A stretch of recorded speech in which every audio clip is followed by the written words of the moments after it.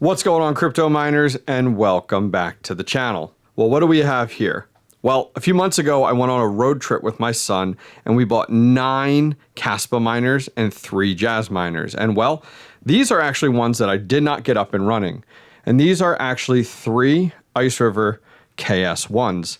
They're not profitable right now. They haven't been for quite a while, especially with all the miners coming online over the last year and the network hash rate going through the roof. Kaspa's not even doing very well right now. I think I last looked, it was under 12 cents. And you guys actually gave me great feedback on one of my previous live streams on what to do with these. In addition, I spoke with a fellow content creator who's big on these Kaspa miners, Greater Good Mining, and he actually came up with a really good idea, and you guys loved the idea on the live stream, so I thought, hey, let's do a video on it. So what are we gonna be doing? Well, see this guy on the end? There's nothing wrong with it, but we're gonna cannibalize it. So if we spin one of these guys around, they have 2 hashboards in there. It's a little bit difficult to see. And we're going to pull out the 2 hashboards in this KS1, and then we're going to put them in each of these guys. They do about 1 terahash total, but with 2 hashboards, it's kind of half and half. So we're gonna add half a terahash to this and half a terahash to this guy. So we're gonna turn our 2 KS1s into KS1.5s.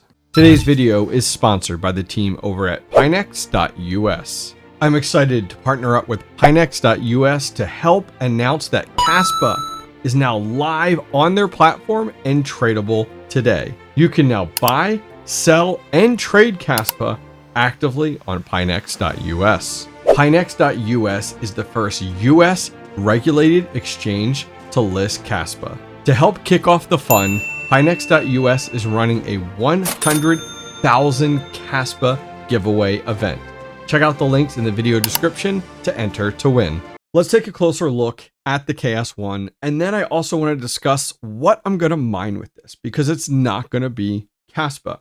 So right here on ASIC miner value, we have the KS1, and at 7 cents electric, which is right around where I'm at, this unit's making less than 37 cents a day. So like theoretically, just looking at math, it doesn't make sense to run it. It makes 64 cents a day in Kaspa and going ahead and costing us $1.01 to run in electric. So that being said, you know, as we talked about before, this unit does 1 terahash at 600 watts total.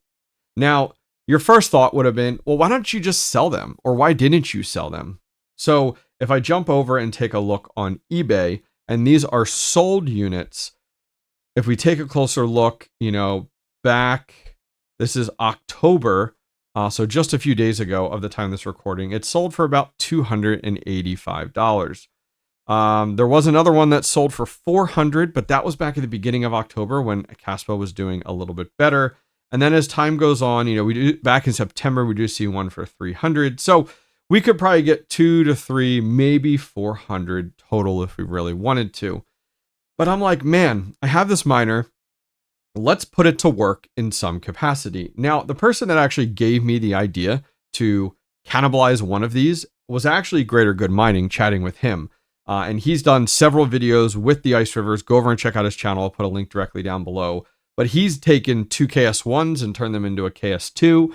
And he's overclocked them. Go check out his channel. He has more Kaspa content than I think anybody in the YouTube space right now. Now, Kaspa's network hash rate, this is not news to any of you guys, has gone through the roof over the year. And breaking this down in simple terms, the more hash rate, which means more miners online, which means less profitability per miner. Now, where my head is looking at is I actually want to take one of these after it's a 1.5 and put it on Sedra solo mining. I think it's a great fun experiment to do. I think it's a great repurposing of the hardware, and we're not spending a ton of money at 600 watts total. I mean, doing some quick math, we're running it for 30 days, $1 a day, it's $30. So we're going to go ahead and take that risk or gamble to solo mine Sedra for $30 a month. And I'm not cashing anything out. So daily profitability, I'm not concerned about. I'm more looking to stack a bag of Sedra with solo mining and see how things turn out. Now, in addition, I also want to go ahead and mine Bugna. Now, my goal is not to get rich with this today. Not at all. This is very much a speculative play with the hardware that I have. So if you're looking at this and you're like, this doesn't make sense, it's not profitable, you need to be, looking at cashing out per day. That is not something I really do on my channel. I very much do not cash out per day. I don't look at daily profitability because I'm not mining for today, tomorrow, or this month. I'm looking for down the road, which is a hard concept for many people to follow, especially ones that are going ahead and paying their electric bill with the crypto they mine daily. So looking at Bugna right now, it's several zeros out right now when it comes down to the price, and it actually is very much in a downward slope. So my goal is like, okay, we could be able to, yield a decent amount here. The same thing is looking at Sedra when we're looking at just the price right now. It's 301459. So these coins aren't worth much at all. However, this coin going to a penny at some point in the future, not to say it will, just speculating once again, and I have to make sure I say that. Speculating, let's say any of these go to a penny, that's a nice little chunk of change, especially if you have a nice moon bag. And if you guys have learned anything during the bear market, speculative mining is important. Now, going over to Bugna, if I was to directly pool mine, and look at profitability at 1 terahash, 600 watts at 7 cents electric, looking at the coin value, it's making negative 30 cents a day. Repeating those same steps, 1 terahash, 600 watts, 7 cents electric, it's making negative 35 cents a day. So pool mining does not make sense and is not really a smart move to go from here. So speculative mining is our goal, and turning our KS1s into KS1.5. So let's go ahead and get started.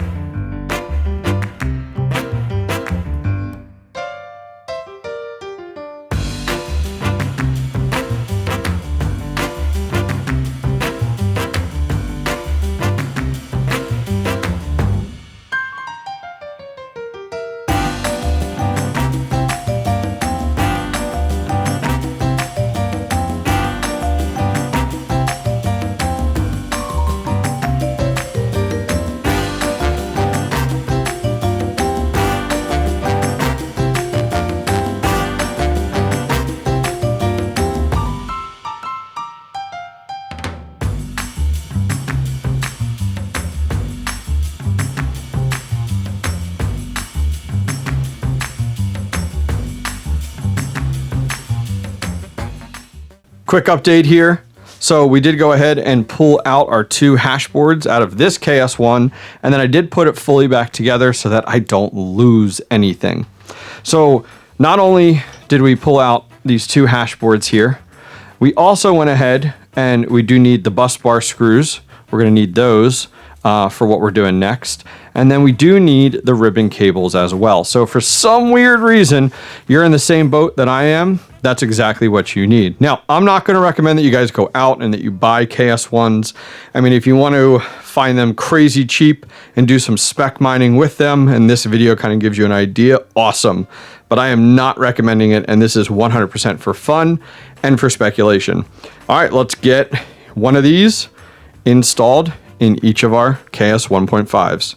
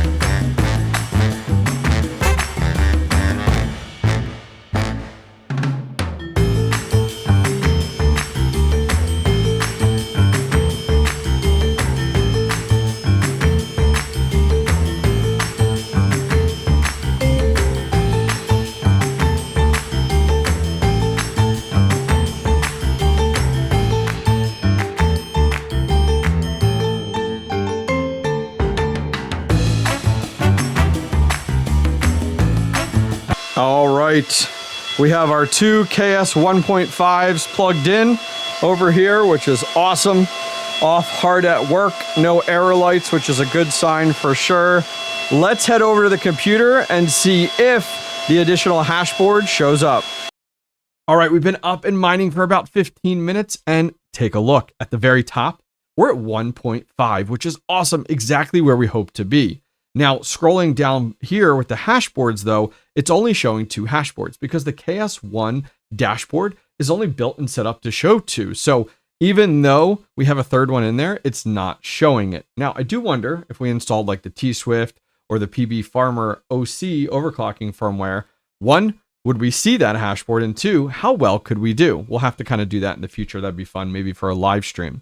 So 1.5 at about 15 minutes. Now, if you're curious, I did go ahead and look at the watts, and we're right about 900 watts. So every hashboard you add is about 300 watts total. Now, taking a look at our second one will refresh, is at 1.5-ish, give or take. Yep, after about 8 minutes. And it is showing the exact same thing at the bottom with 2 hashboards total. So this is absolutely awesome. I cannot wait. So what's next? Well, I'm going to get these are actually set up now on Kaspa. Forgot to mention that. Just wanted to get them up and running quickly. I am going to take the next step at getting them set up solo mining on K1 pool on Sedra and Bugna, and I'll report back maybe in a month and let you guys know how this has done. Once again, this is purely a speculative play with these KS1s, turning them into KS1.5s. I'm going to put a few videos down below if you guys are interested, especially over to Greater Good Mining's channel. Talked a lot about him at the top of the video. If you're a huge fan of Kaspa or IceRiver miners, go over and check him out down below. All right, guys, I'll see you guys next time. Sorry to interrupt your video, but check this out. I constantly get emails from the community asking me about trustworthy hosting facilities in the United States that I recommend. Well, I got you covered. Listen up. A few months back, I visited BlockOps Mining's brand new facility in Central Arkansas. The team there was super professional, knowledgeable, and everyday miners like you and I.